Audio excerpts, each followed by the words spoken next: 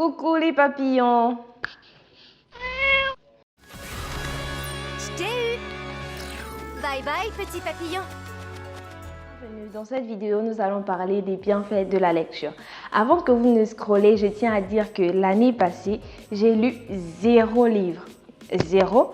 Et depuis le début de cette année, avec toutes les astuces que je vais vous expliquer dans cette vidéo, j'ai lu 10 livres en 4 mois.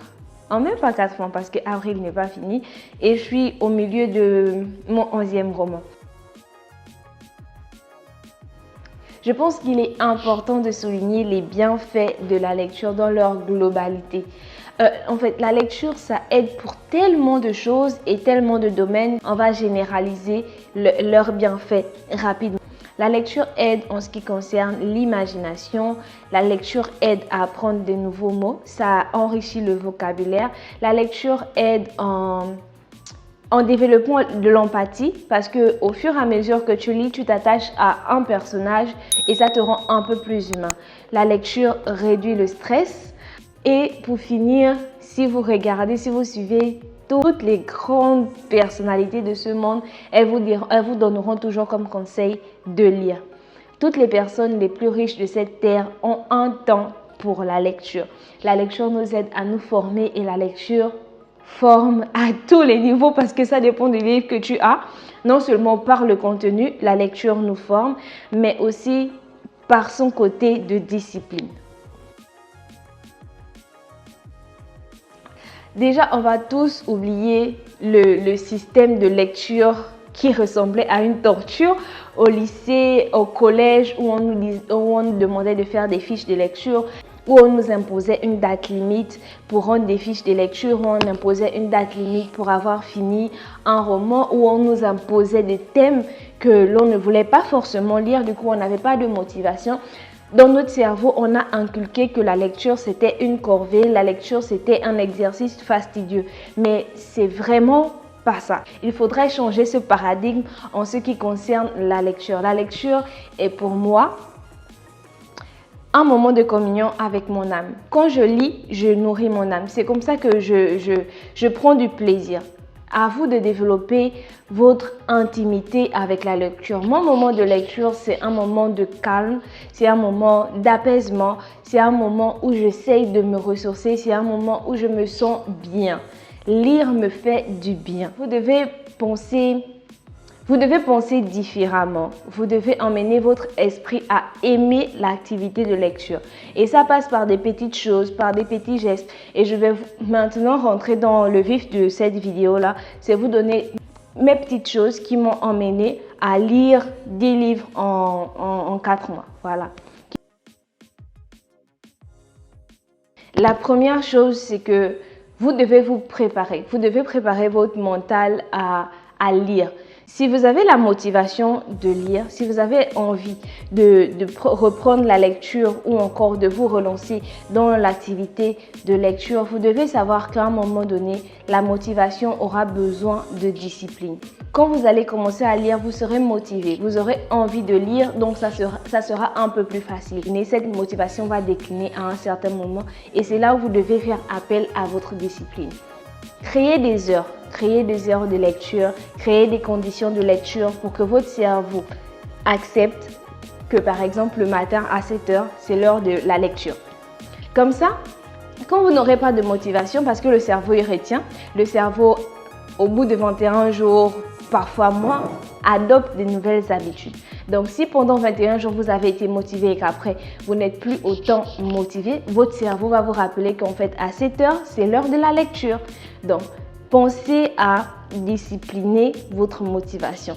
Si vous êtes motivé à lire, ne faites pas deep reading en mode je vais finir un livre en un jour. Si vous n'avez pas l'habitude de lire, si vous reprenez la lecture, ne vous mettez pas trop de pression en mode je dois terminer ce livre à telle date, je dois terminer ce livre en telle date. Non. Disciplinez votre motivation. Dites-vous, aujourd'hui, on va lire de telle heure à telle heure, dans telles conditions. Si vous voulez, mettez un parfum et tout. Comme ça, votre cerveau capte ces petits détails. Et lorsque tous ces petits détails sont réunis, il va chercher à lire. Il va s'habituer à ça et il va chercher à lire. Mon deuxième conseil, c'est de choisir vos livres. Plus personne ne va vous imposer de lire Poil de carotte ou un livre de Molière. Choisissez des sujets qui vous intéressent. Si vous choisissez des livres qui vous passionnent, c'est normal que vous aurez envie de lire parce que vous aurez le désir de savoir ce qui se passe dans le livre. Il est vrai qu'on ne juge pas un livre à sa couverture, mais si vous tournez le livre, il y a un synopsis. Prenez le temps de lire le synopsis. Si vous n'avez pas peur d'être spoilé et tout, allez voir des commentaires d'autres personnes qui ont lu un livre qui vous intéresse ou que vous avez envie d'acheter, que vous avez envie de lire pour pouvoir savoir si ça va assez vous émoustiller, surtout lorsqu'on recommence à se replonger dans la lecture. Incorporez vos temps de lecture à votre routine. Il y a des gestes que nous faisons tous les jours qui sont devenus presque mécaniques. Comme faire le lit, c'est devenu quelque chose de mécanique. Quand tu fais le lit, tu peux réfléchir en même temps, tu peux penser à autre chose. Quand tu te lèves, si tu as l'habitude de prendre de l'eau, si tu as l'habitude de prier et tout, incorporer juste après un mouvement routinier, incorporer la lecture. Comme ça se fera naturellement et la lecture ne sera plus lourde pour vous parce que ça va être la continuité normale. Si vous devez lire le soir et que vous savez que le soir vous devez faire votre skincare routine, vous devez faire votre prière, vous pouvez mettre le temps de lecture entre les deux. Après avoir fait la skincare routine, vous prenez votre roman, vous lisez et après vous faites la prière. Comme ça au moins vous saurez que après ça, c'est la lecture. Incorporez votre moment de lecture dans votre routine. Et vraiment lisez tous les jours. Si vous laissez un peu trop de temps entre vos temps de lecture, de repos, de lecture, de repos, le cerveau ne comprendra pas. Vous devrez rééduquer votre cerveau. Et c'est l'une des leçons que j'ai apprises en 2023. Le plus important dans la vie, parfois, c'est pas d'apprendre, mais c'est de désapprendre. Oubliez ce qu'on s'est répété, oubliez le paradigme dans lequel on vivait pour pouvoir accéder à une nouvelle mentalité, à changer vraiment son mindset. Quand vous aurez fini de lire votre premier livre, vous serez toute contente, vous serez toute en joie. Moi aussi, je serai en joie pour vous. D'ailleurs, j'attends vos commentaires en bas si vous avez des questions. Je suis totalement disposée à vous répondre et à vous apporter un peu plus d'informations sur les livres que moi je lis par exemple. Comment je fais pour choisir mes livres. Si vous avez besoin de conseils, si vous avez besoin de liens et tout, je vous dirai tout en commentaire. Je répondrai à tous vos commentaires. Mon astuce préférée et je pense la chose la plus importante à faire, créer votre espace de lecture. Je vais vous mettre des images là pour que vous puissiez comprendre. C'est important de créer votre espace de lecture. Créer un espace convivial, créer un espace où vous vous sentez à l'aise. Mettez des collants, mettez des gants, mettez des bonnets, préparez une tasse de quelque chose de chaud, un thé, un café. Mettez-vous dans des conditions pour que ce moment soit un moment de pur plaisir. Je répète, la lecture, c'est une communion avec son âme. Ça me fait penser à une étude de Reading and Life Satisfaction. Je vous mettrai le lien en barre d'infos et tout qui dit que la lecture apporte une satisfaction à la vie.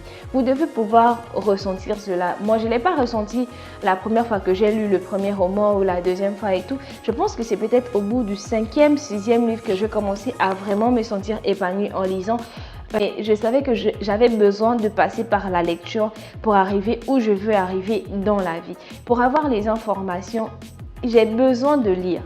Créer votre espace de lecture, ça passe par, si vous avez besoin de vous parfumer et tout pour lire, parfumez-vous, moi je le fais.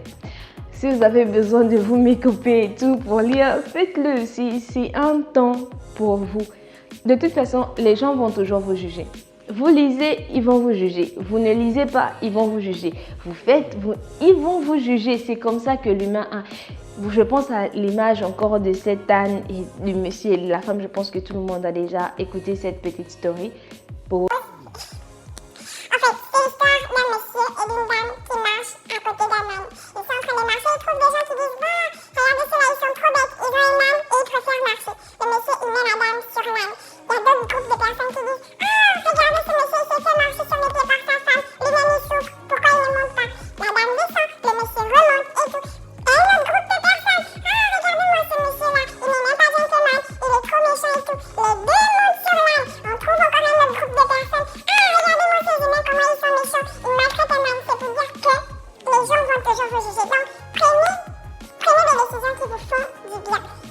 Si vous avez du mal à lire le format papier, je vous conseille les livres audio. Je vais vous mettre quelques liens de livres audio dans la barre de description, dans la barre d'information pour que vous puissiez écouter. Et pour ceux qui vont lire les livres audio, moi je lis les livres audio seulement sur les sujets qui ne me passionnent pas trop parce que je sais que je ne vais pas passer full time sur un livre en papier qui parle d'argent ou qui parle de santé, de ce genre de trucs. Vous voyez un peu?